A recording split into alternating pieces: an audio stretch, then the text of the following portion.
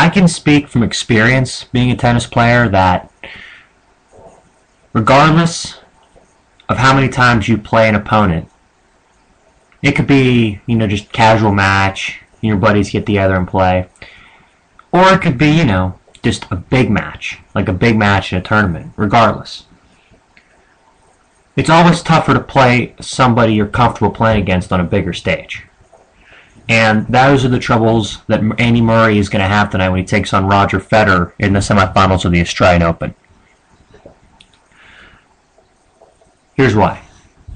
Andy Murray holds a 10-9 record head-to-head all-time versus Federer. However, his head-to-head record against Federer in the majors, he has not yet beat him. 0-3, 2008 U.S. Open Final, 2010 Australian Open Final, 2012 Wimbledon Final. He did get that win in the Olympics, but I'm talking about majors, not Olympics or anything else. And this Friday night down in Australia, it's only Thursday night here, but it's Friday night due to the time difference. I would just like to go ahead and say that it's going to be really interesting to see how Murray handles the occasion, because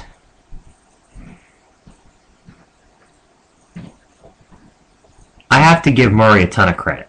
Won the U.S. Open, got to number 3 in the world, and I have to say that he right now may be better than Federer. I mean, if you look at the way the two have advanced to the final, Murray has not been tested, and Federer got pushed to 5 sets by Tsonga. Federer is clearly, the more battle-tested, but Murray is just playing incredible. And I'll tell you the difference is. It's not his fitness, it's not like any particular shot improving, it's his mindset. And that he's not being drugged all around the court anymore. He's not letting players dictate to him like they used to. Like in big matches, he'd get tense and they would just dictate to him because they had nothing to lose, and he would just make errors and his opponents would beat him. Nowadays, he's going out and he's being aggressive. He's taking matches. And the thought of Murray being aggressive with the speed he's got is a pretty scary proposition for anybody. And you got Federer on the other hand, who just overcame Joe Wilfried Tsonga 6-3 in the 5th set a couple nights ago. For 31, soon to be 32 in August, Federer's in great shape.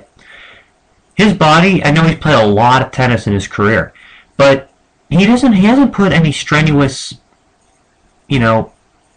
extra stress on his body. He hasn't. It's not like some of these players like Nadal and Hewitt that are get worn down when they get older because, the way they play.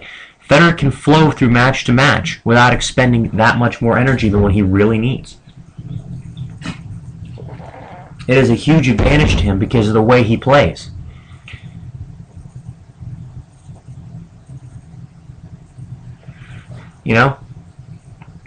And Federer, I think the fact that Tsonga pushed him to 5, I think will help him because he's been battle tested. But how will physically he bounce back? I mean, he joked in the post-game interview with Jim Courier on the court that he's 31, he's young, he bounces back quickly compared to the seniors.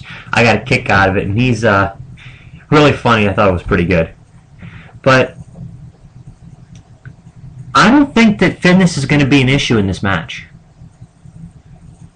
Because the last time Federer played Murray, and Murray beat him, of course it was the demolition in the final of the Olympics last summer, 6-2, 6-1, 6-1. People should remember that Federer got pushed in 1917, the 3rd set. It was a win 2-2 games, it wasn't a tiebreaker. 1917, the 3rd set by Juan Martín del Potro. In all honesty, should have lost the match. But the next day he had to come out against Murray and he was flat as a pancake. I don't expect Federer to do that this time because this is the big difference between those two matches. He's had a day's rest. It's not going to be one day after the other he has to play. He has a day's rest. And even if he beats Murray, or if Murray beats Federer, the winner of this match will still have a day's rest to play Novak in the final. I don't really get, though, the Australian Open system. Is that if you're in the top half, you get an extra day off versus the bottom half when coming to the men's semifinals. I don't get that. I mean, the women, they have the semis right after each other. That's the way you should do it. It's the way the French, the Wimbledon, the U.S. Open does it for the men's. Why does the Australian Open do it differently? But anyways, that's not what I'm going to get at here.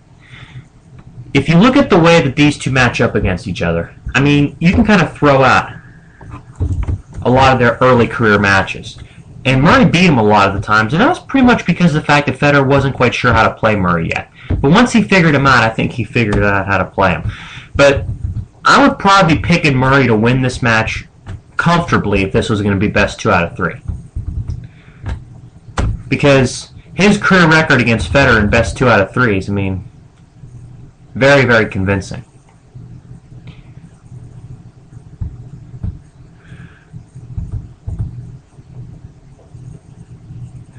But if you just look at the way they played over their last 5 meetings, Federer's beaten 3 out of the 5, and only one of those matches was not a straight setter, and that was the Wimbledon final. Of those 5 matches, regardless of winner, Federer, of course, being pushed to 4 in the very entertaining Wimbledon final this past summer.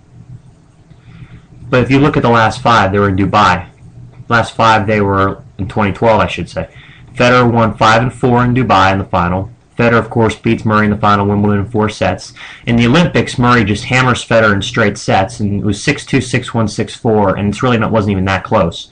Then the semis in Shanghai, the Masters event, Murray beats him 6-4, 6-4.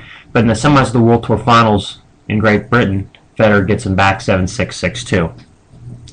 This match is not going to be similar to this. In fact, I expect, a lot of short points. Like in those matches, there were a lot of long points. Wimbledon, there were several. The World Tour Finals and the Masters in Shanghai, there were. You're not going to get that down here. And that's because this court is not playing like the Australian Open normally does. I mean, last year, the year before, the Australian Open installed a different surface in their blue courts prior to the 2008 tournament. And they were playing just as slow as they were before on the rebound ace. But this year, they're playing a little bit quicker. And I think that is a huge benefit to Federer. It really is. The fact that he'll be able to get more points off the serve, the fact that his forehand's going to seem even bigger than it is, which is already pretty scary. It's going to help Murray in his first serve pick up some MPHs and maybe a few more MPHs on his forehand. But anytime a hard court is fast, it's kind of slick, it kind of favors the players who can hit slice. And there's nobody I've ever seen at a tennis court can hit slice like Roger. And we'll have to see if he does use that to his advantage when he plays Murray. But if you look at the path to the final between these two players, I mean, Murray's pretty much been in cruise control the whole time.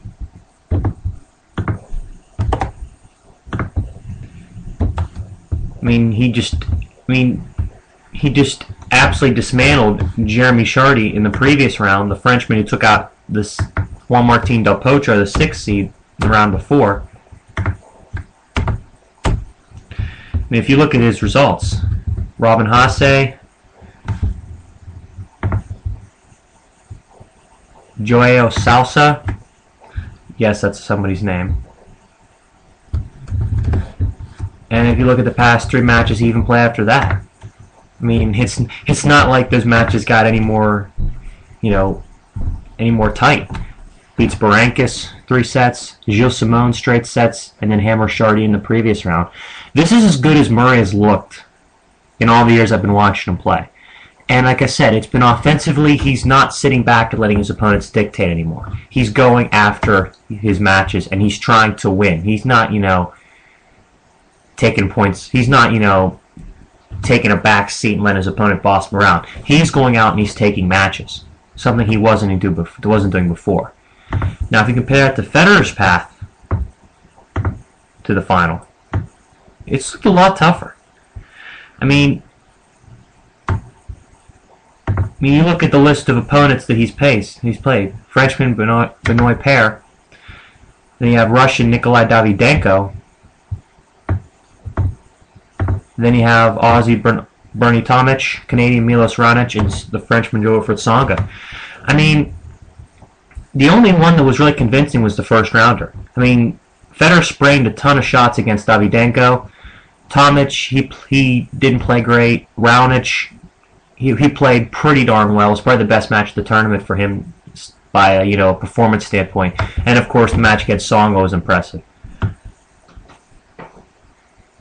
But the one thing about Federer in this tournament is he has not been converting break points.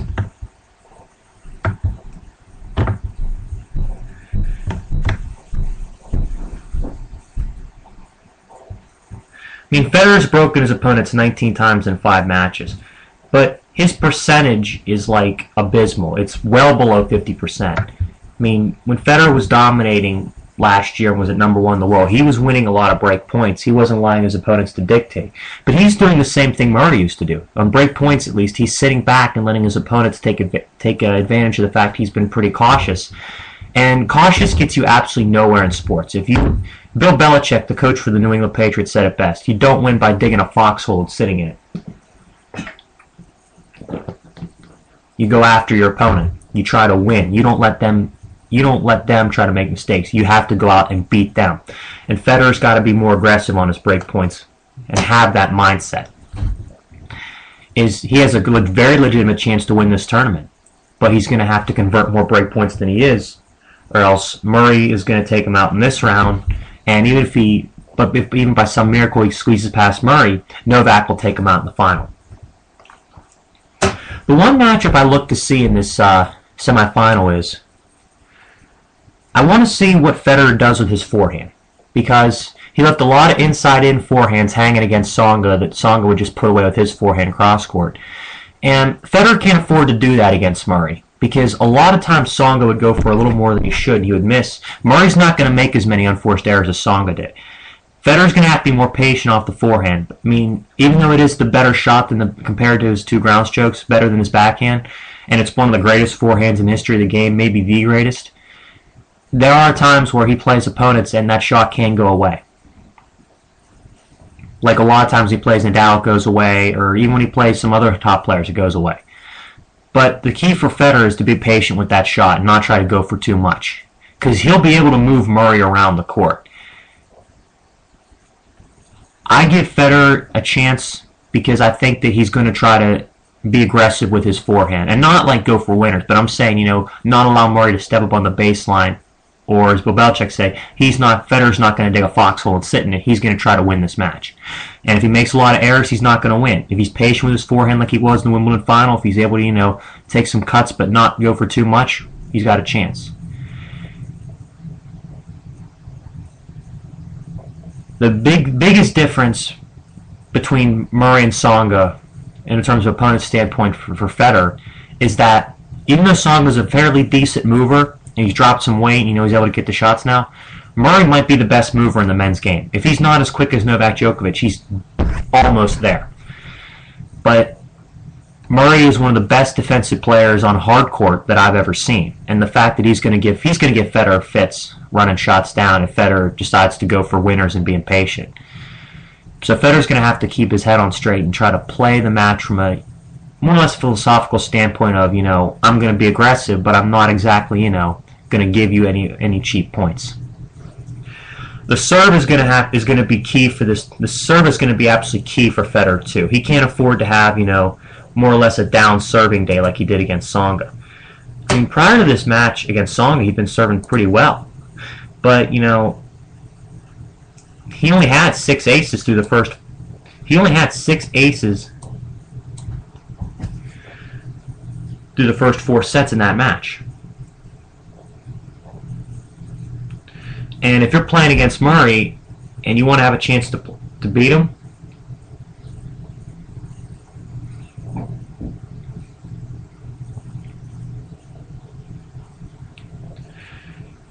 you're definitely going to have to be serving well. You have to serve at a high level.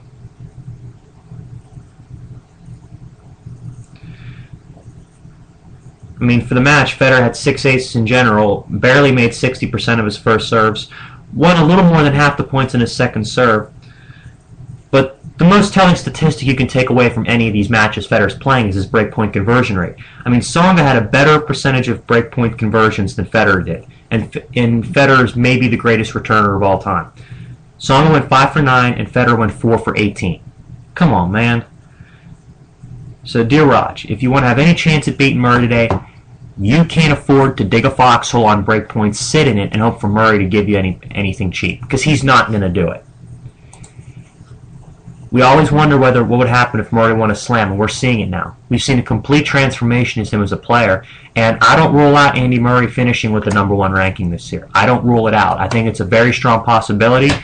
He doesn't have a hell of a lot of points to really defend this year in events other than the majors and a couple of Masters events. That's it, and he'll defend those easy. But for this match right now, I still can't pick him to beat Federer yet in a major. I know he's got all this confidence winning the U.S. Open, getting on the roll that he's gone on. But I think the faster hardcourt really gives Federer that much of an edge. If this was playing like it was the last few years, I'd give Murray the edge because of his movement. But I look for Federer to be able to get some big first serves in and take some cuts with his forehand. And not to be stupid with his forehand, because he knows what happens if he's stupid with his forehand. He'll lose matches. I mean, he's made the semis of the Australian Open the last 10 years. He knows how to play in this stuff. I say Federer wins in 4 sets. I think it'll be a close match. The one thing I want to see in this match is how well Federer does converting break points and how many unforced errors he makes with his forehand. Because if he can keep his breakpoint conversion rate up and his number of forehand errors down, then I think he's got a very, very strong chance of beating Murray and playing Novak in Sunday's final. If it's the opposite and Murray's able to dig himself out of some holes on his serve and Federer makes some errors untimely on his forehand, we're going to be seeing Murray in the final against Djokovic in a rematch of last year's U.S. Open. But I pick Federer to win this. I think he takes it in 4. I really don't see right now, the way Federer's been playing, the fact that he's battle-tested and Murray hasn't. I want to see how Murray handles it the first time he really gets tested, because in this tournament, he's lost 0 sets. And Federer didn't lose any to the quarters until Tsonga took 2 off him. But I think the fact that Tsonga played him tough, I think did good for him. The fact that Federer's played Murray enough, he knows how Murray plays. The fact that Fed realizes he's got to play well. I look for Federer to take this in 4 and play his best match of the tournament. And I think you will see him on Sunday's final against Novak Djokovic.